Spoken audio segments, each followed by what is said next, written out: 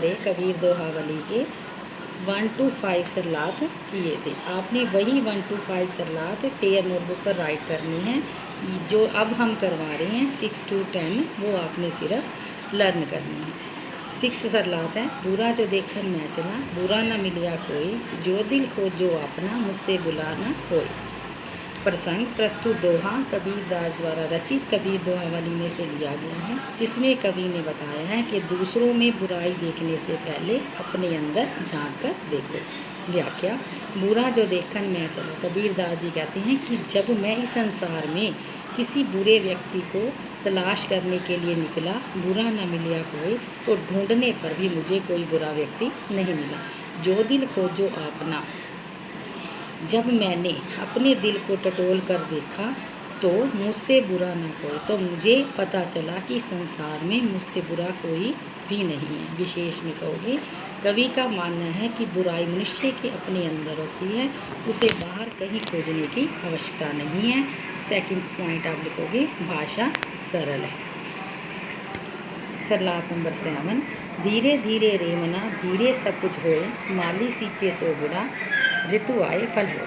प्रसंग प्रस्तुत दोहा कबीरदास जी द्वारा रचित कबीर दोहावली में से लिया गया है, जिसमें कवि ने इंसान को अपने मन में धैर्य रखने पर बल दिया है। व्याख्या। धीरे धीरे रे मना, कबीरदास जी कहते हैं, हे मेरे मन धैर्य रखो, धीरे सब कुछ हो, क्योंकि धीरे धीरे सब काम हो जाते हैं। माली सींचे सो बुरा, जिस प्रकार माली सैकड़ों घड़ों पानी में वृक्षों को सींचता है और उस वृक्ष पर फल मौसम के आने पर ही होता है, ऋतु आए फल हो, उससे पहले नहीं, इसी प्रकार से मनुष्य के कार्य भी समय आने पर ही होते हैं। विशेष यहाँ कवि ने सहज पके सो मीठा होए के अनुसार सब्र का फल मीठा माना है और सदा धैर्य से कार्य करने का उपदेश दिया है। भाषा सरल है और अनुप्रास अलंकार। सरलात नंबर 1 जाति न पूछो साधु की, पूछ लीजिए ज्ञान, मोल करो तलवार का, पड़ा रहने दो म्यान।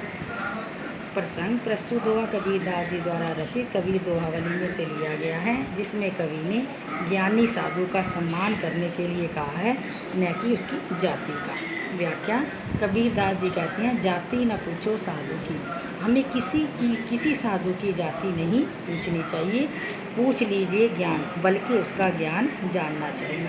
क्योंकि मोल करो तलवार का, क्योंकि उसके ज्ञान से हमें लाभ हो सकता है। जैसे मोल करो तलवार का, जैसे तलवार लेते समय तलवार का मूल्य किया जाता है, पड़ा रहने दो म्यान, म्यान का नहीं, उसी प्रकार से साधु का सम्मान होता है, उसकी जाति का नहीं। विशेष कवि ने साधु का सम्मान करके उसके ज्ञान से करने के लिए कहा है, न कि जाति से।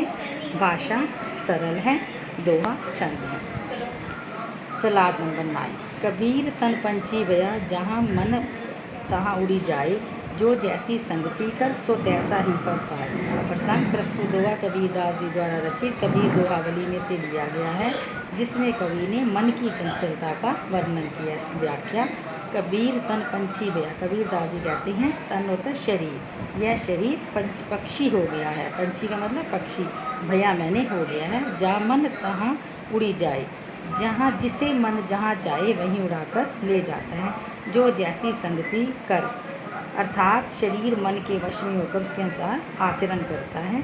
जो जैसी संगति कर, वास्तव में जो जिस संगति में रहता है सो तैसा ही फल पाए, उसी प्रकार का फल ही मिलता है। विशेष फर्स्ट नंबर लिखोगे, मन की चंचलता के कारण शरीर भी उसी इशारों पर चलता है, अतः मन को वश में करना चाहिए। भाषा सरल है और दोहा छंद है। सलाद नंबर 10 अति का भला न बोलना, अति की भली न चुप, अति का भला न बरसना, अति की भली न दुख। प्रसंग प्रस्तुत दोहा कबीरदास जी द्वारा रचित कबीर दोहावली में से लिया गया है, जिसमें कवि ने अति सर्वत्र वर्जित के अनुसार किसी भी कार्य में अति को निंदनीय माना है। व्याख्या में कबीरदास जी कहते हैं, अति का भला न बोलना, अति होता है बहुत अधिक, कबीरदास जी कहते हैं बहुत अधिक बोलना, अथवा अति की भली न चुप, बहुत अधिक मौन रहना अच्छा नहीं होता। अति का भला न बरसना, बहुत बारिश का होना भी बहुत अधिक गर्मी का पड़ना, धूप होता है, गर्मी का पड़ना भी अच्छा नहीं होता। इस प्रकार किसी भी कार्य में अति हानिकारक होती है। विशेष कवि के अनुसार किसी भी कार्य में अति नहीं करनी चाहिए। भाषा सरल और दोहा चंद है। सलाह नंबर 11, माला तो कर में फिरे, जीव फिरे मुख माही, मनवा तो चौदिशी फिरे, यह तो सिमरन नाई। कवि प्रसंग में प्रस्तुत दोहा कबीर द्वारा रचित कबीर दोहावली में से लिया गया है। इस दोहे में कबीर जी ने ईश्वर भजन में किसी प्रकार के आडंबर या दिखावे से बचने की बात कही है।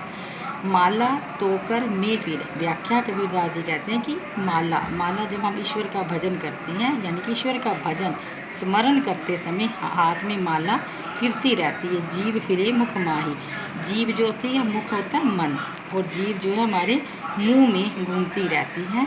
मनुआ तो चहुदिशी फिरे, मनुआ होता है मनुष्य का जो मन होता है वो चारों दिशाओं में, चहुदिशी, चहु मैंने चारों, दिशी मैंने दिशाओं में, फिरे मैंने फिरता है अथवा भटकता रहता है। यह तो सिमरन नहीं, यह तो किसी प्रकार का प्रभु का स्मरण नहीं है। विशेष ईश्वर का स्मरण करते समय मनुष्य का मन एकाग्र होना चाहिए, तभी सही ढंग से ईश्वर का स्मरण होगा।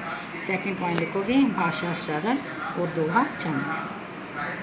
आगे 12 है आपका सलाह, काल करे सो आज कर, आज करे सो अब, पल में परले होएगी, बहुर करोगे कब। प्रसंग में प्रस्तुत दोहा कबीरदास जी द्वारा रचित कबीर दोहावली में से लिया गया है, जिसमें कवि ने किसी कार्य को टालने की निंदा की है। कबीरदास जी कहते हैं, हे मनुष्य, काल करे, काल होता है कल, जो तुमने कार्य कल करना है उसे आज ही कर ले, और जो आज करना है उसे अब कर लो। पल में प्रलय होएगी, प्रलय होता है विनाश, जो क्योंकि पता नहीं कभी भी पल भर में विनाश यानी कि मृत्यु हो सकती है। बहुरी करोगे कब, यदि ऐसा हो गया तो फिर कार्य को कब करोगे। विशेष आज का कार्य कर पर ही टालना चाहिए, कल पर नहीं टालना चाहिए, क्योंकि कभी भी कुछ